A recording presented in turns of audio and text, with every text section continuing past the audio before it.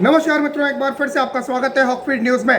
TRP घोटाले में अब रिपब्लिक टीवी ने चौंकाने वाला खुलासा किया है और इस चौंकाने वाले खुलासे के बाद उद्धव ठाकरे और संजय राउत भी सन्न रह गए हैं। पूरी खबर आपको बताऊं उससे पहले कमेंट में क्या आप अर्नब गोस्वामी के साथ हैं, साथ ही साथ हमें कमेंट में यह जरूर बताएं कि आप कौन सा चैनल, न्यूज चैनल देखना पसंद करते हैं, वो मुझे कमेंट में बताइएगा।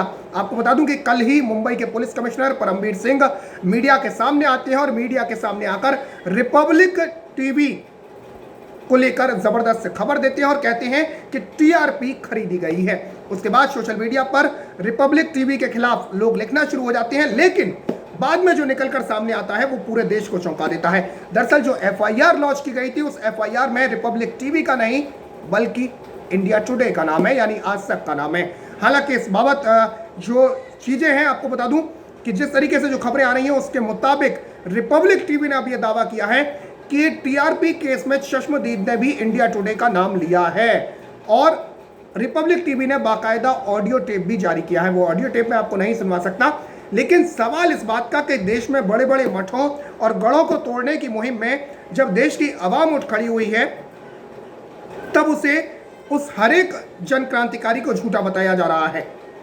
आपको बता दूं कि 1975 में ऐसा इतिहास में भी हुआ है। 1975 में जब जेपी और डॉक्टर लोहिया के आदर्शवादी नारों से संपूर्ण भारत ने जाकर इंदिरा गांधी के खिलाफ राजनीतिक बिगुल फूंका था, तब भी उस जन क्रांति को झूठा बताया गया था। और ठीक उसी तर्ज पर जब देश की जनता ने नरेंद्र दामोदर दास मोदी को अपना जननायक चुना, तब भी मठों में बैठे मठाधीश ने यह ऐलान कर दिया कि ईवीएम हैक की गई है, क्योंकि उन्हें लगता था कि 70 साल से देश की सत्ता पर काबिज जो लोग हैं, जिन्हें दम हो रखा है, जिन नामदारों को, उनको हटाना बेहद मुश्किल है। सत्ता के दंभ के अलावा एक सत्ता पोषित दंभ भी है जो कि इलेक्ट्रॉनिक मीडिया के सर पर नाचता है और मीडिया के मुगल घराने इसी सत्ता पोषित अहंकार को अपनी बपौती समझकर नंबर 1 होने का हमेशा दावा करते रहे। आपको पता है कि कौन सा चैनल है जो नंबर 1 होने का हमेशा दावा करता रहा है?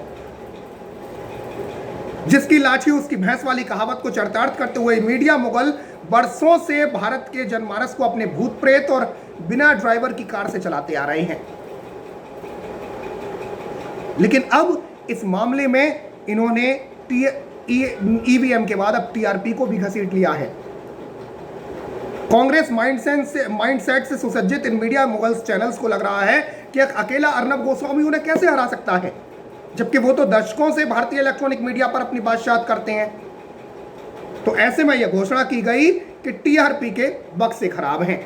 लेकिन आपको बता दूं कि इन दोनों पक्षों को अगर कोई सामान्य बुद्धि वाला इंसान भी समझे तो उसे भी समझ आ जाएगा कि ये मानसिकता कितनी रुग्ण है, जो सत्य को सहजता से स्वीकार नहीं कर पाती।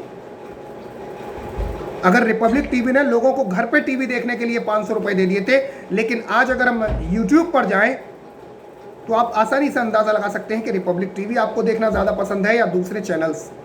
आप देखेंगे तो उनमें जब व्यूअरशिप देखेंगे तो आपको अंदाजा लग जाएगा कि लोग कौन सा चैनल देखना पसंद करते हैं। अब ये ना कहिएगा कि अर्नब गोस्वामी ने सबको चैनल देखने के लिए, रिपब्लिक टीवी देखने के लिए भी 500 रुपए का मोबाइल थमा दिया है। ये भी कहा जा सकता है, ये भी घोटाला आ सकता है। खैर, जिस तरीके से अब रिपब्लिक टीवी पर जो है आरोप लगाया गया था, उस मामले में चौंकाने वाला खुलासा जो हुआ है वो हुआ है कि इंडिया टीवी टुडे समूह का नाम भी सामने आ रहा है। आपको बता दूं कि मुंबई पुलिस ने रिपब्लिक टीवी पर टीआरपी से संबंधित डेटा छेड़ने का आरोप लगाया था और अब वैसे ही इंडिया टुडे समूह का मानसिक संतुलन बिगड़ चुका है। कुछ ही देर बाद खुलासा होता है कि बार्क की शिकायत में इंडिया टुडे का नाम है, न कि रिपब्लिक टीवी का। कल जैसे ही यह सारा घटनाक्रम हुआ, उसके बाद बार्क की शिकायत में खुलासा हो गया, एफआईआर की कॉपी आ गई, केस में रिपब्लिक टीवी का नाम नहीं बल्कि इंडिया टुडे का नाम है।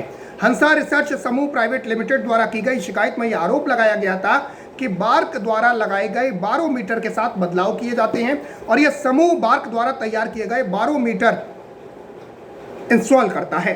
शिकायत के बाद समूह के रिलेशनशिप मैनेजर विशाल भंडारी को मुंबई पुलिस ने गिरफ्तार कर लिया था और जांच के दौरान उसने कई हैरान करने वाले खुलासे किए हैं, जिसके मुताबिक इंडिया टुडे समेत इस तरह के कई चैनल्स हैं, जी हां, आज तक चैनल्स के समेत कई ऐसे चैनल्स हैं जो उस पर ऐसा दबाव करने के लिए दबाव बनाते थे। इसके अलावा जिन घरों में बारोमीटर लगे हुए हैं वहां उन्हें रुपए का लालच तक देते थे, जिससे वो अपना टीवी चालू रखें। इस मामले में एक ऑडियो भी सामने आया है और जिसमें मुख्य चश्मदीद तेजल सोलानी ने रिपब्लिक टीवी के पत्रकार से बातें करते हुए कई खबरें स्वीकार की हैं और ये खबर मैं रिपब्लिक टीवी के हवाले से ही आपके पास लेकर आया हूं। और इस ऑडियो में आप साफ सुन सकते हैं कि उसका साफ कहना है चश्मदीद का कि उसके बेटे को टीआरपी में बदलाव के लिए इंडिया टुडे समूह से रुपए मिलते थे। तेजल सोलानी आपको बता दूं कि इन 5 लोगों के समूह में शामिल है जिनके आधार पर टीआरपी के मामले में गिरफ्तारी हुई है। और एक और खुलासे के मुताबिक विशाल भंडारी ने पूछताछ में यह बताया है कि ऑडिट टीम ने पैनल के घर का दौरा किया था और जिसके बाद वहां रहने वालों ने उन्हें बताया कि उन्हें इंडिया टुडे 2 घंटे से ज्यादा देखने के लिए भुगतान किया जाता था। इंडिया टुडे देखने के लिए ये उन लोगों को बताइएगा जो रिपब्लिक टीवी पर निशाना साध रहे हैं, क्योंकि एक आवाज उठकर खड़ी नहीं होनी चाहिए। इन मुगल पोषित पत्रकारों का ये लगता था, या जो चैनल्स जो बैठे हुए हैं जो सालों से ये कहते थे कि हम नंबर 1 हैं, ठप्पा लगाते थे, इन लोगों को ये डर लगने लगा कि हाँ अर्नब गोस्वामी अभी 1 साल पहले आया है और हमसे हमारा पूरा राजपाट छीन रहा है। खैर ये इंडिया टुडे और अर्नब गोस्वामी की जो है आपसी बहस चल रही है, लेकिन RND टीवी बाकी जो चैनल्स हैं उनका तो कहीं नामो निशानी नहीं है। अब वो तो इसलिए रो रहे हैं कि भैया हमें भी कोई देखने वाला है या नहीं है। खैर इस मामले में आपको बता दूं कि मुंबई पुलिस इसके पहले कई सनसनीखेज आरोप लगा चुकी है। कई समाचार चैनल टीआरपी रेटिंग से छेड़छाड़ करते हैं। प्रेस वार्ता के दौरान मुंबई पुलिस कमिश्नर परमवीर सिंह ने यह बताया था कि रिपब्लिक समेत ऐसे 3 समाचार चैनल हैं जो इस प्रक्रिया में मुख्य रूप से शामिल हैं। इसमें ऐसे घरों को रुपए का लालच दिया जाता है जहां बार्क द्वारा बारोमीटर इंस्टॉल किए जाते हैं और नतीजतन बार्क द्वारा जारी किया जाने वाला टीआरपी से जुड़ा डेटा प्रभावित होता है। परमवीर सिंह ने यह भी बताया था कि इस मामले में 2 लोगों की गिरफ्तारी हो चुकी है, जिसमें एक आरोपित बार्क के साथ काम करने वाली संस्था में कार्यरत था। इसके बाद उन्होंने बताया कि ये सभी उन घरों से डेटा उठाते थे जहां बारोमीटर लगाया गया है और उसे समाचार चैनलों को बेच देते थे। अब सवाल तो पुलिस के दावे पर भी उठ रहे हैं। इस तरह के तमाम आरोपों के बाद रिपब्लिक टीवी के editor in chief Arnab Goswami ने अपना पक्ष रखा और उन्होंने क्या कहा वो भी आपको बताता हूं। अपने बयान में अर्नब ने कहा कि मुंबई पुलिस कमिश्नर परमवीर सिंह ने रिपब्लिक टीवी पर झूठे आरोप लगाए हैं क्योंकि हमने उनसे सुशांत सिंह राजपूत मामले की जांच से जुड़े कई सवाल किए थे। Republic TV Mumbai police commissioner पर आपराधिक मानहानि का दावा करेगी और बार्क ने ऐसी एक भी रिपोर्ट जारी नहीं की है जिसमें रिपब्लिक टीवी का नाम शामिल है। सुशांत सिंह राजपूत मामले में परमवीर सिंह द्वारा की गई जांच पर खुद शक के बादल मंडरा रहे हैं। इसके बाद अर्नब ने कहा कि यह सिर्फ और सिर्फ निराशा में उठाया गया एक कदम है क्योंकि रिपब्लिक टीवी ने पालघर मुद्दे, सुशांत सिंह के मुद्दे या इस तरह के किसी भी अन्य मुद्दे पर रिपोर्ट तैयार की है।